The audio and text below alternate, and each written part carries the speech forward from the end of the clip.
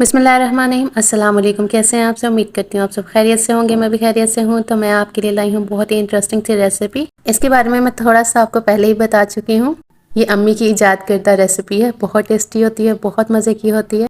आप सब भी ज़रूर ट्राई कीजिएगा, मेरी फैमिली की तरह। इंशाल्लाह आपकी फैमिली भी इस रेसिपी को ज़रूर इंजॉय करेगी।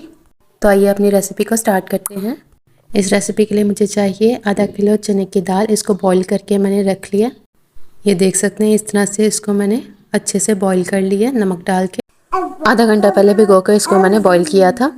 आधा किलो चाहिए मुझे चिकन, आधा किलो आलू। आलू को इस तरह मैंने क्यूब्स में कट कर लिया। आधा किलो चाहिए मुझे शिमला मिर्च। शिमला मिर्च को भी मैंने इस तरह से लंबा कट कर लिए, देख सकते हैं।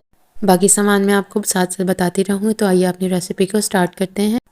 एक कढ़ाई के अंदर मैंने 1 कप ऑयल ले लिया। ऑयल गर्म हो जाएगा तो इसके अंदर मैंने एक मीडियम साइज़ का प्याज बारीक काट के वो ऐड कर दिया। अब इसका कलर चेंज होने तक इसको फ्राई करूँगी। प्याज का कलर जो है वो चेंज हो गया, आप देख सकते हैं। अब इसके अंदर 2 खाने के चम्मच अदरक लहसुन का पेस्ट ऐड कर दूँगी। अब इसको तकरीबन 3 से 4 मिनट के लिए मैं भूनूँगी। यहाँ हमारे 3 से 4 मिनट हो गए थे। हमारा लहसुन अदरक जो अच्छे से भुन गया। अब इसके अंदर मैं हाफ़ kg चिकन डाल दूँगी। लेग पीस को इस तरह से मैं कट लगा के रखूँगी। इसका बहुत अच्छा जो है वो रिज़ल्ट आता है। लेग अंदर से अच्छी तरह से पक जाते हैं और इसकी लुक भी बहुत अच्छी आती है चिकन ऐड करके। अब इसका कलर चेंज होने तक इसको अच्छे से फ्राई करेंगे। चिकन का कलर हमारा चेंज हो गया, आप देख सकते हैं कितना प्यारा सा कलर आ गया इसके अंदर। अब एक अदर टमाटर डाल देंगे बड़े साइज़ का। अब साथ ही इसके अंदर कुछ मसालों में मैं डालूँगी आधी चम्मच देगी मिर्च, 1 चम्मच काली मिर्च, 1 चम्मच सूखा धनिया, 1 चम्मच ज़ीरा, 1 चम्मच हल्दी पाउडर, 1 चम्मच लाल मिर्च और 1 चम्मच नमक। ये आपके टेस्ट के अकॉर्डिंग आप कम या ज़्यादा कर सकते हैं। ये सारे मसाले अब इसके अंदर ऐड कर दूंगी और इसको तकरीबन 10 से 12 मिनट के लिए मैं भूनूंगी। जी से 10 से 12 मिनट हो गए, मसाला अच्छी तरह से हमारा भुन गया। अब इसके अंदर मैं तकरीबन 10 से 12 बारीक चॉप हरी मिर्च डाल दूंगी।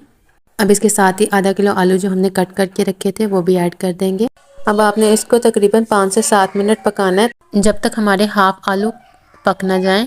आलू को फुल कुक नहीं करना, हमने हाफ कुक करना है। अभी थोड़े कच्चे हों थोड़े पक्के हो जाएं तब तक भूनना है इसको। फिर इसके साथ इसके अंदर ऐड कर देनी है शिमला मिर्च। शिमला मिर्च को 2 से 3 मिनट फ्राई करने के बाद इसके अंदर मैं डाल दूंगी दाल अपनी जो बॉईल करके रखी हुई थी।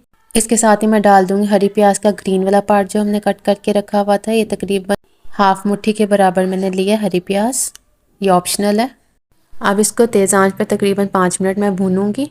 सब्ज़ी हमारी अच्छी तरह से भुन गई है सारी। अब इसको मैं 1 कप के करीब पानी डाल के तकरीबन 15 से 20 मिनट हल्की आंच पे दम लगा के रख दूंगी। पानी आपने बिल्कुल ड्राई नहीं करना इसके अंदर, क्योंकि हम जब भी दाल बनाते हैं वो जब ठंडी हो जाती है तो वो बहुत थिक फॉर्म में आ जाती है। तो हमें इसको ज़्यादा थिक फॉर्म में लाना, थोड़ा ग्रेवी रखनी है इसकी।